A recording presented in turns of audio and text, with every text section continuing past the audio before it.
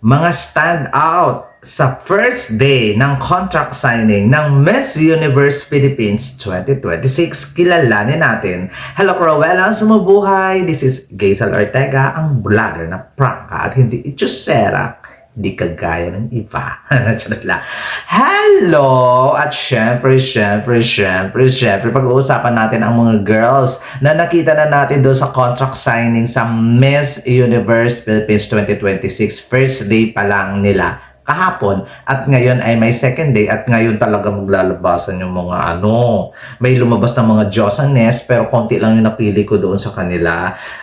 Ngayon maglalabasan yung mga very strong and very competitive girls sa competition na laging pinag-uusapan. Pero kahapon 6 lang ang napili ko. Kasi namimili ako nagsistand out yung beauty, nagsistand out yung appearance, nagsistand out yung OOTD, very queenly, kumbaga. Syempre naghahanap tayo ng bagong mag-represent ng Pilipinas sa Miss Universe competition. Huwag tayong malingat-lingat. Siyempre, titingnan natin doon sa rosters ng mga girls kung sino yung queenly, unang appearance pa lang nila na magkita-kita, kung sino ba yung stand out sa pagtayo pa lang nila doon sa sa mga eksena nila doon sa contract signing sa Miss Universe Philippines. Syempre makikita mo naman talaga. Although nakita naman natin yung mga pictures nila na puro AI. Charot lang. Hindi, although nakita naman natin yung mga previous mga photos nila, sa mga revealing nila, sa mga alam mo yun, sa pag-appoint sa kanila, sa pagkapanalo nila locally, nakita naman natin talaga yung mga pictures and mga performances nila. Pero iba talaga pag magsama-sama na sila. Ngayon, nagsama-sama ng A to M. A to M ba? Tama ba ako? Yes, A to M. Alphabetically, first day nila dito sa Miss Universe Philippines 2026 contract signing, 6 lang ang napili kong, ang queenly niya, amazing siya. May potential siya. Sino-sino yung 6 na ito? Sana naman madagdagan sa second day, no? Kakaloka. Hay, nako. Parang may mga inutusan na naman ng nanay niya bumili ng toyo. May inutusan na naman ng mga tiyahin na bumili ng mantika. Ganun yung level. Pupunta ka ng contract signing, Sana hindi ganun yung makikita ko sa press presentation na mukhang arte talaga. Totoo, guys. Kasi yung first appearance mo dyan sa competition, tapos makikipagbardagulan ka, makipagpuksaan, makipagdigmaan ka sa mga beauty queen talaga ng namang nagagandahan din. Magaganda naman silang lahat. Pero syempre kung magtabi-tabi na kayo, kung ano ba yung edge mo, yung makitaan ka, nung mandyan ka, dyan. Mapapaganon ka na lang talaga. Pero ito ang may mga potential at saka talagang nag-shine bright like a diamond, sabi nga ni Rihanna, ng bonggang-bongga. Number 6 sa aking listahan, si Kalibo Aklan, si Imelda Swinehart. Hindi naman sa pangbabayas kasi taga-Aklan ako, Pero to be fair, sa kanyang payat-payat nakakalok. At nandun pa rin yung kanyang napakagandang mukha. Nandun lang tayo sa medyo matured ng ate mo. Pero matanda naman na talaga siya. Wag nating ano ba tawag dito? Huwag nating kalimutan na isa siya sa mga matanda dyan sa competition. Kasi nanalo siya 10 years ago, 2016. Ngayon, nagko-compete uli siya 2026. Di ba? Kalain mo 10 years ago. Imelda, pero beautiful pa rin siya. Tsaka payat niya. At pinatunayan niya kahit na olders na siya. Talaga lang namang meron pa siyang may ibubuga. Yung mga bata nga doon, mga kasali, mga 20 plus, nililigwak niya ng bonggang-bongga sa aura-aura lang niya. Di ba? Ang kakaloka talaga si Imelda. Pero isa siya sa mga nakapagbigay sa akin ng, ang ganda naman ni ate mo kahit na matured na. At saka ang payat. Nag-ready. Nag-training. Sana naman sa first presentation at sa pageant sa Miss Universe Philippines Coronation ay kumabog pa ng bonggang-bongga. Siyempre, ang aking alma mater, ang aking probinsya, Kalibo Aklan. Next na nag-shine bright like a diamond talaga, Zesta Espinosa ng Iloilo City. Nakakaloka. Filipina beauty ang in-offer niya. Siya ang nagbigay sa akin ng Filipina beauty. Ganda ng skin. Ganda talaga ng skin niya. Although maganda din yung skin ng mga iba, pero iba yung kanya. Nagsishine talaga siya ng bonggang-bongga si Zesta. Tsaka yung beauty niya. Kalimutan muna natin yung comb skills niya. Pero bukod doon sa ang yang-yang ng mukha niya, ang ganda ng skin, at saka nag-o-offer talaga siya ng oriental beauty. Oh, amazing, Miss Iloilo. Nakakaloka din, oh. Talagang, I don't know lang ha, pero nag-ano talaga siya sa akin. Ay, ganda naman ng batang ito, ng bonggang-bongga. As in, matangkad pa. So, good luck. Good luck sa inyo. Good luck sa iyo, Miss Zesta Espinosa. Kasi sana naman ay huwag ka nang mag-memorize, ha? Huwag ka nang mag-memorize na sasabihin. Ilaban mo to from the heart, dapat yung mga sagutan. Ha? Huwag na mga praises kasi memorize din namin yung memorize mo. Charot lang! Ayan, next, mag-uusapan natin, very pansinin talaga doon sa unang sa contract signing ng Miss Universe Philippines ay si Miss Baguio, si Roxy Bayens. Napapalunok na lang talaga ako sa kanya. Kasi ang sexy at ang ganda-ganda niya.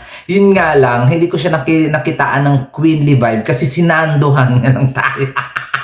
Nagsando lang Ate Roxy ninyo. Napakaganda niya talaga. Ang ganda-ganda ng mukha. Tapos alam mo yun, yung very confident lang yung eksena.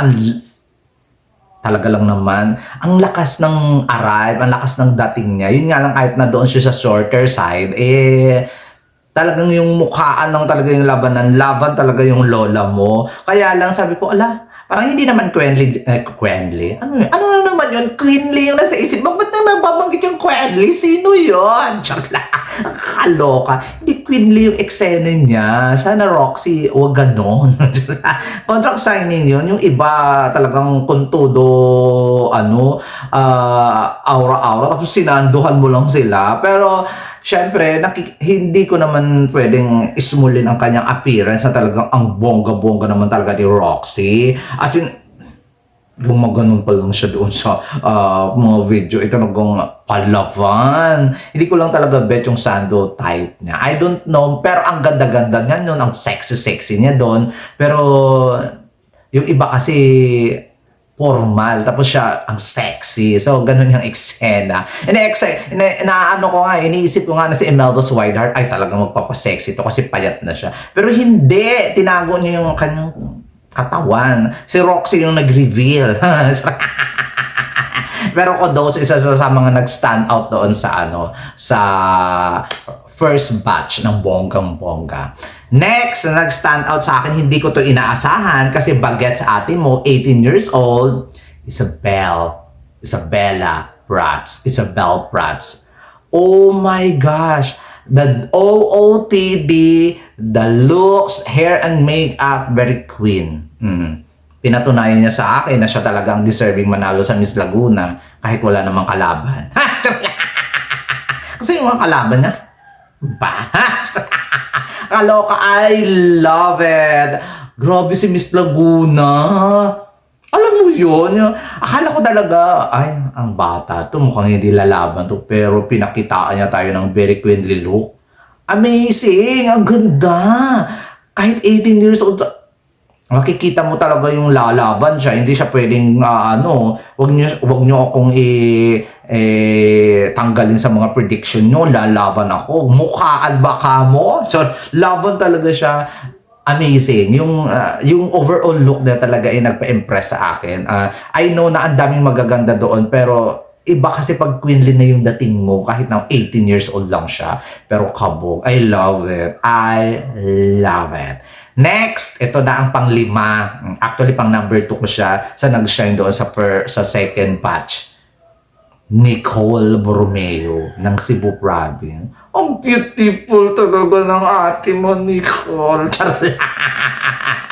I know na maraming nagsasabi, ay, pang Miss International lang siya, pang Miss World. No, hindi. Pinakitaan tayo ni Nicole na handa siya. Hindi siya, yung, sabihin man natin yung amo ng mukha niya, yung Barbie type ng mukha niya, pang Miss World or pang Miss International. Pero, nakikita mo naman na yung universe na siya. Meron ng pa-red lipstick yung lola mo. O, di ba yung pa-fierce ng isa, bigla na siya nagta-transfer into the, hindi na siya malamya at malambot na Nicole Borromeo. Bigla na siya nagta-transfer into universe. Mga ganong level. Ang gondo-gondo ng lolo mo. At saka, mga shoulder niya, talagang kabog talaga. Iba talaga yung may experience na. Iba din talaga ang may experience. Alam niya kung paano umanggulo. Alam niya kung paano mag-shine yung beauty niya kahit na 5'8 lang siya. Kasi nga, yung mga katabi niya 5'10, 5'11. So, iba ang Nicole. Alam niya, kahit maliit siya, alam niya kung paano mag-stand out. At saka very queenly look talaga siya sa OOTD niya. Naka-jumpsuit siya ang ate mo. Yun talaga yung unang hinayang ako kay Roxy. Kasi na-expect ko talaga na mag-ganun siya. Pero nagsinanduhan nga lang tayo. Pero still one of the best pa rin. Lalong-lalo si Nicole. I like her so much. Parang siya talaga ang plug bearer ng Bisaya for today's video. Nicole, laban mo yung mga Bisaya, ha? Sa'yo ako. Alam mo na, mayos ka. And ito pa ang isa sa mga nag-stand out at umabog talaga ng bonggang-bongga. Ang pasabog ni LU, Bea Milian Lindarski. O, diba? Grabe. Take note, ha. Yung mga kandidata nasa harap, mga Junano. Sa likod lang siya, ito lang yung kita, pero stand out pa rin. Kakaloka. Ulo lang yung kita kaya Bea Milian. Kasi nga yung nasa sa mga harap niya, yung mga mga maliliit na people. Hindi, mga maliliit kasi maliit din ako, di ba? Mas maliit. Grabe, ulo lang yung pinakita ni Bea Milian. Stand out na, gumaganon-ganon lang siya doon. Oh my God, the OOTD, the hair, the makeup. Ay, nakakaloka talaga. Yun ang sinasabi ko. Unang appearance pa lang, pang universe na, nakakaloka. Ang saya. O, diba? Makikita mo talaga umapaw na potensyal ng batang ito. So, laban, ang bata pa niya, 23 lang, nakakaloka talaga. Tapos, ang brainy pa. Tapos, ganyan na So ayun na nga, ayun lang yung mga nag-stand out sa akin sa first day ng contract signing ng Miss Universe Philippines. Si La Union, si Cebu Province, si Laguna, si Baguio, si Iloilo at saka si Kalibo Aklan. Pero napansin ko rin yung ganda, ha. Miss Batangas, ganda-ganda mo. Si Miss Cotabato, ganda-ganda mo din. Pero siguro natabunan lang ng mga ibang mga contestant na talagang stand out at very queenly yung dating. Pero napapansin ko naman yung ibang talagang mga beautiful. Si Miss Laguna, yung nanay, yung isa, Los Baños ba yun? Ayun, maganda din siya. Kaya akala ko matangkad siya. In the shorter side pala siya. Mas matangkad pala si Isabela. So, ayun lang yung nag-stand out sa akin. Huwag na ninyong tanungin kung hindi ko naman nabanggit. Ibig sabihin, hindi. Napakaklaro nun. Huwag na ninyong hanapin yung hindi ko nabanggit. Ibig sabihin nun, hindi talaga. There you go, guys. Sa mga hindi ko napansin for today's video, sana mapansin ko sila sa press conference at magbago ng look. At sana, yung mga ka-universe ka naman, pang Miss Universe to, mga ganong atake agad, hindi yung magbibihis ka ng nakakaloka. Ganon. There you go. This has been Gazel Ortega. Maraming salamat sa suporta. Suportahan natin lahat ng mga girls natin dito. Nagsasabi lang naman ako ng kaprangkahan at hindi ko ini-edges. Pero love ko naman lahat ng mga beauty queen. So, I love you all. This has been Gazel Ortega again. Paalam na ako. Bye! See you sa next second day ng contract signing. Bye!